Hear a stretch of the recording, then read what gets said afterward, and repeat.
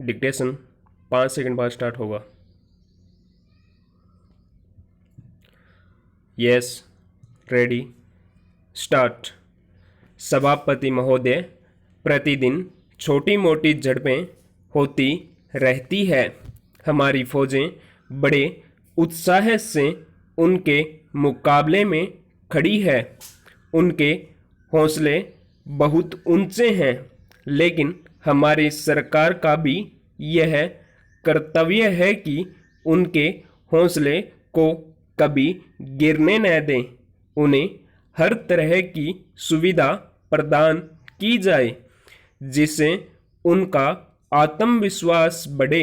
मैं मंत्री महोदय से अनुरोध करूंगा कि सरकार अपनी नीतियों के प्रचार का काम ठीक प्रकार से अपनी फौजों से करें। उनको अच्छे अच्छे हथियार दें। अनुसूचित जातियों और आदिवासी जातियों के आयुक्त ने जो अपना प्रतिवेदन प्रस्तुत किया है, उस प्रतिवेदन को देखने से यह प्रतीत होता है कि इसको तैयार करने में उन्होंने बहुत परिश्रम से कार्य किया है।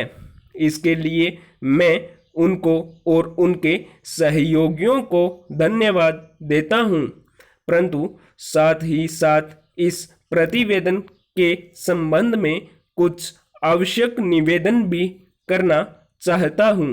पहली बात तो यह है कि इस प्रतिवेदन को देखने से ऐसा प्रतीत होता है कि इन कार्यों के लिए जिस धन का उपयोग होता है वह 3 साधनों से उपलब्ध होता है: केंद्र सरकार द्वारा, राज्य सरकारों द्वारा और कुछ गैर सरकारी संस्थाओं द्वारा। प्रतिवेदन के अनुसार जितना धन इन कार्यों पर व्यय करने के लिए दिया जाता है, उतना धन पूरी तरह से व्यय नहीं हो पाता।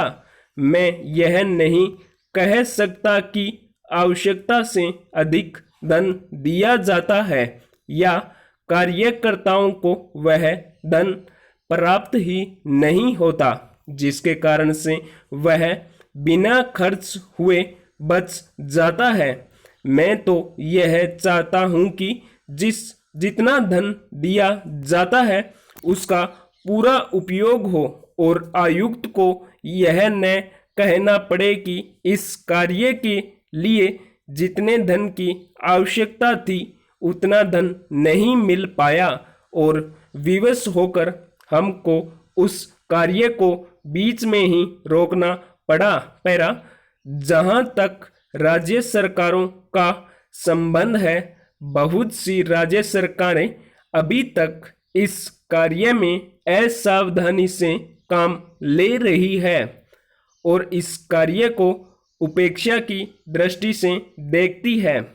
आयुक्त ने इस बात की शिकायत की है कि बहुत सी राज्य सरकारों ने अनेक पत्र भेजने के बाद भी अभी तक अपनी रिपोर्ट नहीं भेजी है।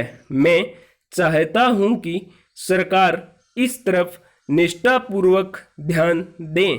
राज्य सरकारों पर दबाव डाला जाए कि वे इस दायित्व के प्रति सचेत हो और आयुक्त को उनके कार्य में पूरा सहयोग प्रदान करें। स्टॉप।